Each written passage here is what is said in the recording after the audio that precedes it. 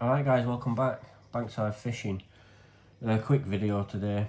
It's going to be a Pike KEBAB rig. Now, my head's not really in the right place at the minute. I've got a lot of stuff going on, so I just need to do something fishing related just to take my mind off stuff. So, yeah, this is what we're doing. We're going to need some stiff trace material, as stiff as you can get really. A couple of crimps, a bead, decent pair of cutters and a crimping tool. So we're going to start by putting on a crimp, followed by a bead. Now like I say, this is stiff material, so it can be a bit of a pain to work with. Pull that down as tight as we can get it, which it's quite difficult when it's this stiff. Crimp that bead on.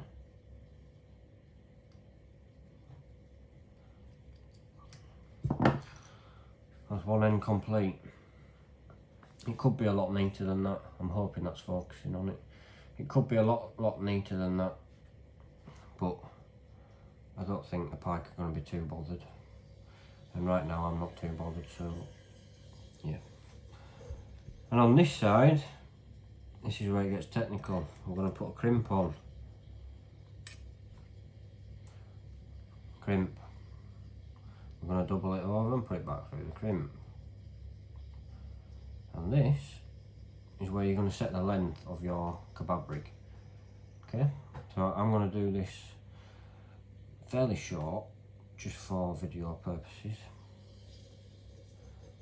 So I'm going to go for like somewhere around there. That'll do. I very nearly crimped that then. We definitely need to make that loop smaller. If I can get hold of it. Don't use your teeth, guys.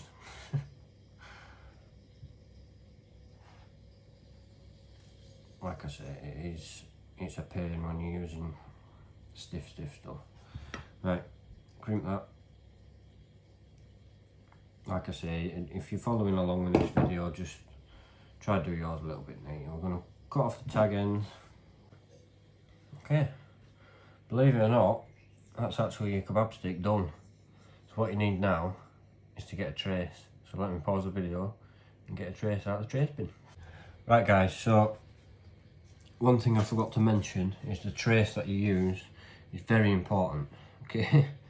So this is just for video purposes, okay? Ideally it needs to be quite a bit longer.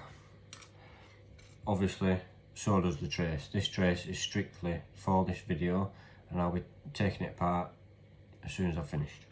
But the trace needs to be longer than your kebab stick, okay? So ideally not much longer. So this, I should have really tied the swivel here, but for the video this is fine. Okay, so I'm gonna now chop up a mackerel and get it on there. Right guys, so I've gone and shortened the trace like I said it should be, just so I can demonstrate why.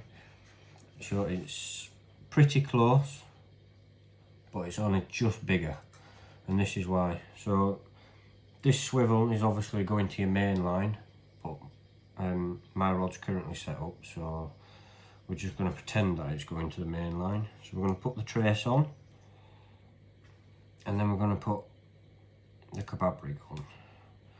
I've got a nice treble in the finger. There we go. Right.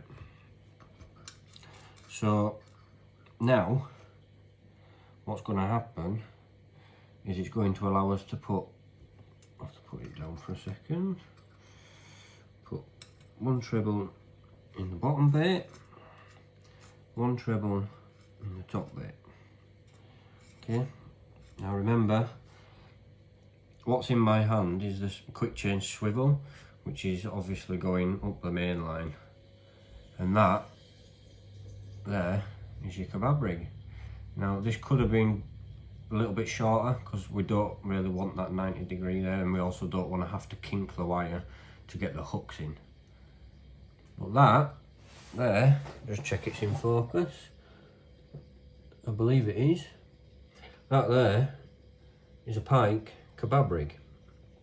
Now, there is an issue with these.